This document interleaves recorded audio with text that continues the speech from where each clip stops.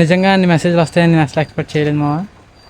Day 52 of learning callisthenics with ఏలో ఎప్పుడులాగే pay చేసుకొని start చేద్దాం అంటే ఈరోజు వర్కౌట్ ఏం లేదు, ఎందుకంటే ఫాస్టింగ్ డే ఫ్రైడే కాబట్టి. సో ఈరోజు రెస్ట్.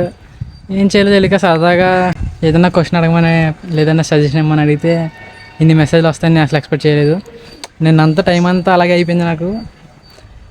మ్యాక్సిమం ప్రేయర్తో ఎక్కువ టైం స్పెండ్ చేశాను, దాని తర్వాత ఇదే సరిపోయింది. ఇంకా నాకు అందరికీ రిప్లై అవ్వడం నేను ఎక్స్పెక్ట్ చేయలేదు అంతమంది రిప్లై ఇస్తారని.